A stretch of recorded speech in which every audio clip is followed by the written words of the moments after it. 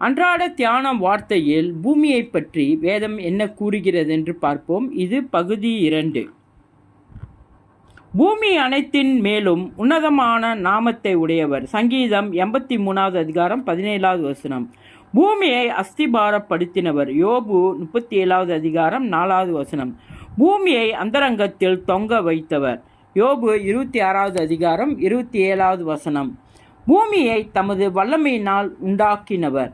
எரேமியா 51வது அதிகாரம் 15வது வசனம். பூமியை விசாரித்து அதற்கு நீர் பாய்ச்சுகிறவர். சங்கீதம் 65வது அதிகாரம் 9வது வசனம். பூமியை சுதந்திரித்து கொள்ளும்படியாய் ஆசீர்வதிப்பவர். சங்கீதம் 37வது அதிகாரம் 22வது வசனம். பூமியை நியாயம் தீர்க்க வருகிறவர். சங்கீதம் 96வது அதிகாரம் 13வது வசனம். பூமிக்கும் வானத்திற்கும் மேலான மகிமை உடையவர். சங்கீதம் 148வது அதிகாரம் 13வது வசனம். பூமிக்கும் வானத்துக்கும் உயரமாய் இருப்பது போல உமக்கு பயந்தவர்களுக்கு உம்முடைய கிருபையை அவருடைய கிருபையை தந்தவர். சங்கீதம் 103வது அதிகாரம் 11வது வசனம்.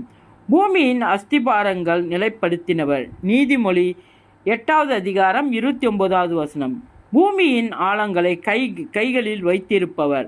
சங்கீதம் 95வது அதிகாரம் 4வது வசனம். பூமியின் நியாயாதிபதி.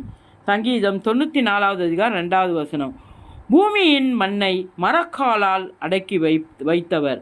ஏசாயா 40வது அதிகாரம் 1வது வசனம்.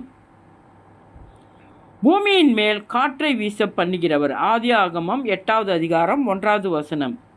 பூமியின் மேல் கனி விருட்சங்களை முளைக்கச் செய்தவர். ஆதியாகமம் 1வது அதிகாரம் 11வது வசனம்.